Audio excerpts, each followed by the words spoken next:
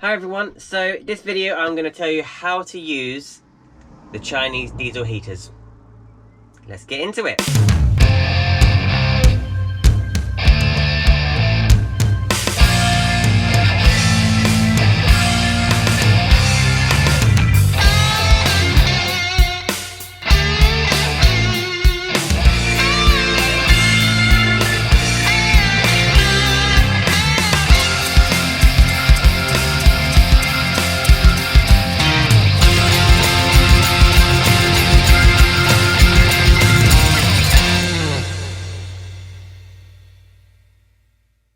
Okay guys, so I really believe that the setup that I've got for my diesel heater is the best way of doing it. Now, it's going to be very disputable, I'm sure, but I have had no issues with mine, no issues with noise, it's just so quiet. The setup that I've got makes it really quiet. Now, I see a lot of people who mount their pumps inside the van.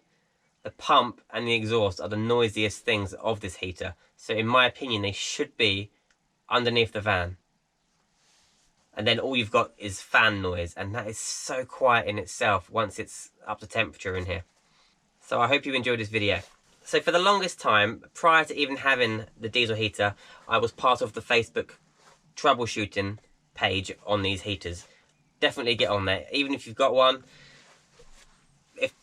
People post all their problems with these heaters on there, and so many people are part of it now, and they give you tips and advice and how to fix things if a thing's broken or things that went wrong. So get yourself on that Facebook troubleshooting Facebook page. I will put the link down below. So I was part of that. So I looked every time I saw a comment or a post on there saying I fitted it and it worked first time without any, straight out of the box. I asked them for the name of the seller, and I made a note of that. So I had notes.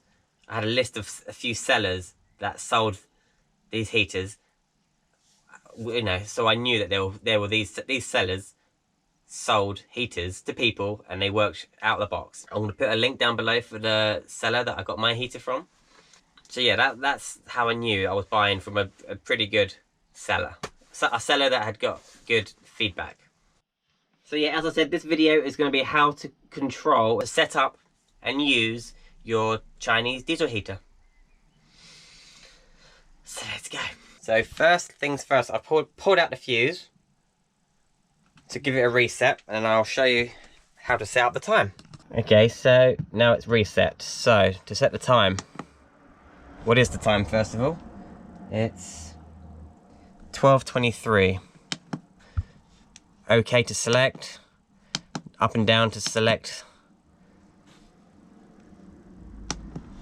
the digit. 12, 20, let's do 12:24. OK, there's your time. Then it comes to your timers. You can set a timer. So if you want to set a timer, you go to on, OK, and then you can set the time that you want it to come on. I'm just going to OK through those. Then you want to set the time that's going to go off. OK to those. And then you can do the same with your second timer if you want. Okay, now you can see there's a little clock here to say that you've got a timer set. But I'm going to just quickly turn that off because I don't need a timer on. Okay, now that little alarm bell's gone off. When you first power them up, sometimes they say hertz rather than the temperature. Let me show you. So you can use hertz. So you can control the temperature like that. But I prefer, let me just escape out of that. If you push the top two buttons,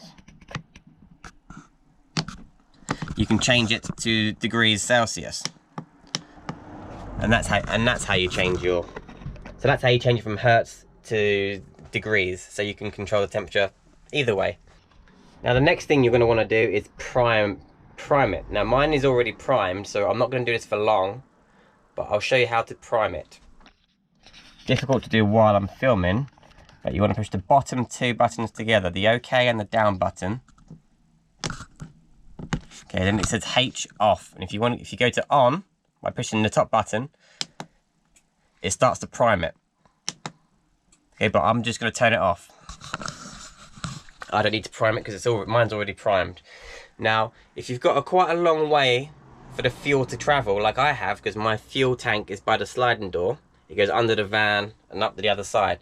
Because you've got a long way to go, if you do, sometimes you have to do it twice. So the priming process, I think it's like timed. It does it for a certain amount of time, and if it's not getting any fuel, then it sort of cuts off. You might have to do that a couple of times to get the fuel primed. Now, before we turn it on, I'm going to show you this. So this screen, you've got your time. If you hit the OK button, it tells you what the temperature in the van is now. 21 degrees. You see how it's got the small degrees dot? That's important, because when you click OK again, you've got a big degrees spot. So let me go through again. This is the temperature of the van currently. This is the temperature that you set on the van. So you can set this to whatever temperature you want the van to stay at. You push OK again. Let's go past that. So that's the temperature currently. That's the temperature you set the machine to. And this is your battery level. That's quite handy to have your battery level here. So 12.4, that's not bad. That's just under 100%, maybe 80, 90%. And then these are for your, the E settings are for your geek, for the geek mode. So that's to get into all the real deep settings and the sort of the nerd level. But I'm not worried about that. You don't need to be.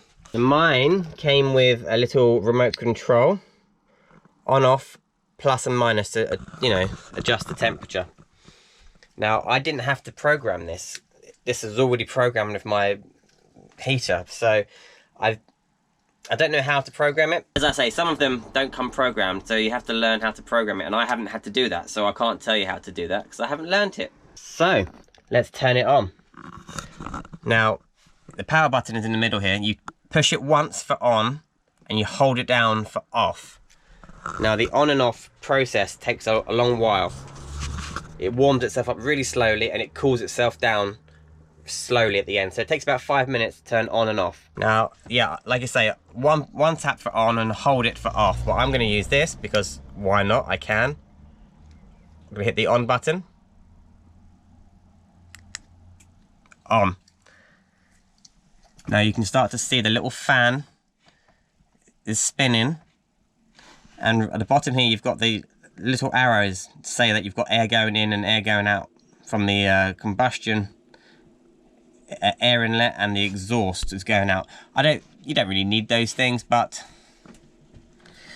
you know, it's a nice little gimmick. You can also see that the glow plug symbols come on, and in a moment you'll hear the pump. You'll see a little pump logo come on. So if I just hang here a minute.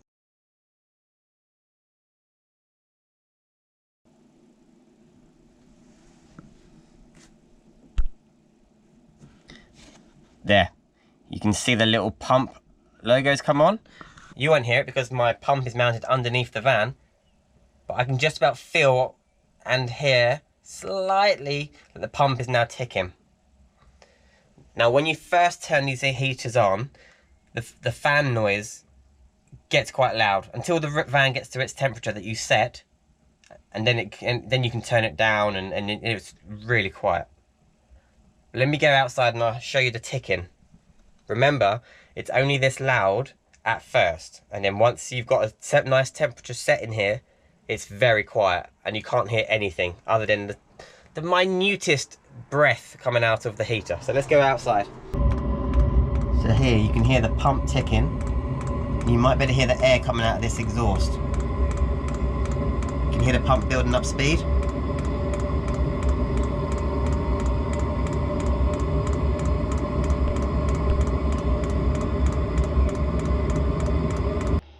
Now these dots here indicate the temperature, how hot it is. So these will build all the way up to the maximum. There'll be 2 red dots here in a minute. The temperature currently in here is 22 degrees. So let's set the temperature now 24, 23 degrees. See, now I've got an extra little red logo, a little red dot. It's getting hotter. So, can you hear it? Like I say, you probably can, but it doesn't stay this noisy. It's only on startup, and then once the temperature's there, I'll turn it right down and you won't hear a thing. So now you can see it's fully heated up. My heater down here is kicking out some temperature. You can't keep your hand there. You can't keep your hand on it because it's that hot. Yeah, it's red. It gets really hot. You can't actually touch that. 22 degrees is probably too hot to sleep with. Room temperature is typically 20 degrees. So yeah, it's getting quite hot in here now. There you go. So now you've got to your set temperature. Okay, now I'm going to turn it down, and I'll tell you why in a minute.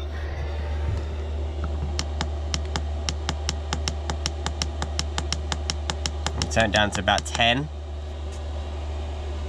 Now if we listen, the noise will go down, the fan will slow down, get quieter.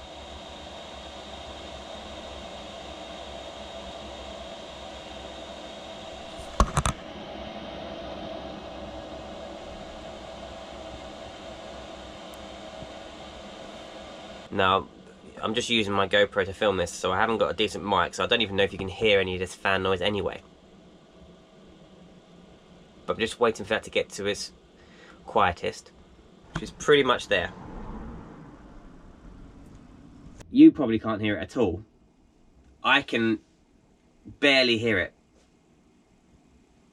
I can't hear the pump because it's under the van. I can't hear the exhaust because it's under the van. All I can hear is a little fan noise, and it is so quiet. So quiet. Now, I'll tell you why I turned that down. The thermostatic controls on these aren't brilliant, aren't perfect. It doesn't go off, this machine. So you can set it for a temperature and it doesn't go off. When it reaches the temperature, it doesn't shut off and come on again when the temperature drops. So that's the only thing that's annoying with this. So the way to control the temperature is just to have it low, because once the temperature is built in here, if you're insulated as well as I have, this van just holds its heat. It really holds the heat in here. So I turn it down low. So you saw I turn it down to 10 degrees, and the temperature will still build up in here. So the machines are always on. You can just control how fast the fans work, how fast the fans blow the air into the van. So yeah, if I left it on 10 degrees all night, it would still stay at about 25, 30 degrees. So you got to crack a window or a skylight just a little bit, just to let some air out. But I'm sure it's better to be too hot than too cold, I think. See, the temperature is now reading 24 degrees, even though I've set it at 10 degrees now. I think because like I say, it's so well insulated, the van just keeps the heat. So until I try this heater out in a very cold circumstance, you know, the van is when the weather's against me, when it's really cold, and the van cools much quicker, I think the thermostatic control might be better. But because it's getting warm now, the temperature, and like I say, the van holds its heat, I'm not having much joy with the thermostatic control, the onboard control. So I just turn it right down low, and it's 24 degrees in here now, even though it's set to 10. So yeah, I would control the temperature not by what it says on the box, just by how hot it is in here. Just turn it down. And also, you set it at 8. I think it goes down as low as 8 degrees or 10. It makes the fan so quiet. See if you can hear the fan.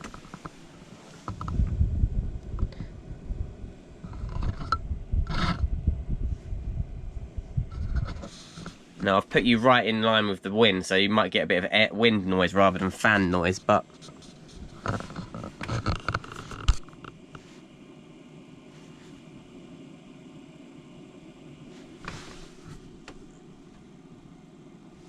But yeah, that's real hot air coming out of there, and it's really, you might hear it loudly, I don't know until I play it back, but so quiet in here.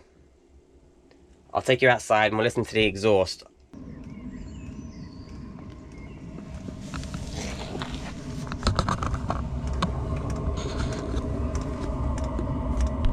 So if you were walking past the van, you could just about hear it. Underneath the van you can hear it loud, but if you're just walking past you could barely hear it, honestly.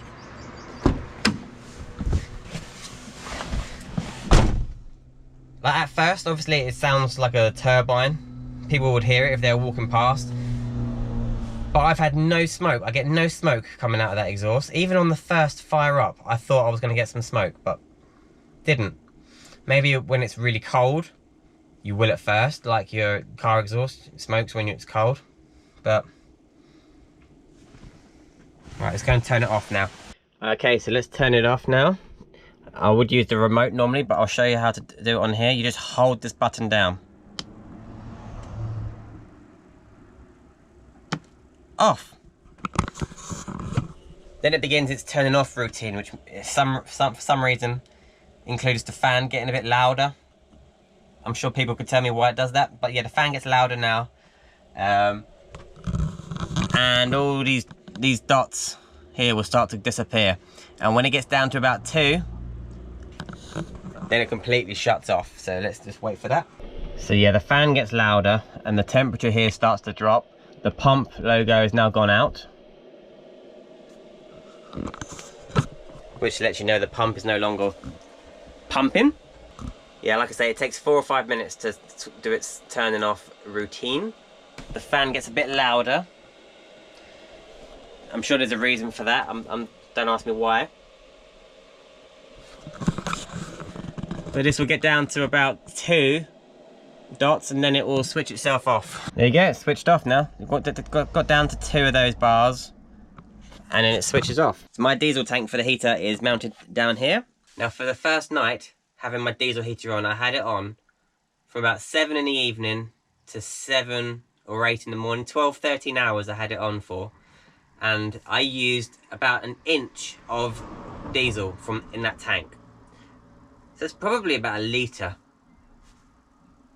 But yeah, it was hardly anything. I was really surprised. It drains hardly any power from your battery. It only uses the battery, the electric, like on startup. So really economical, fuel-wise and juice-wise. Really, really impressed with it. So yeah, remember, I'll put the link down below to the seller that sold me this heater if you want to get yourself one. It was like 135 quid. 135 quid for a diesel night heater. I would not bother. I would never bother buying one of the expensive D2, the Urbispatcher ones. I mean, I'm sure they're amazing. I'm sure they're better. But you don't need to spend that much money on them. Honestly, these heaters, massive thumbs up from me. Just like incredible. Granted, I haven't been in some really cold conditions with it, but I have no doubt that I'll be warm even in minus conditions because it gets really hot. Alright, I think that's covered it. I hope you enjoyed this video. Do please consider subscribing if you haven't done already, and hit that thumbs up button if you got anything out of this video, and I'll see you soon. Thank you for watching. Bye bye.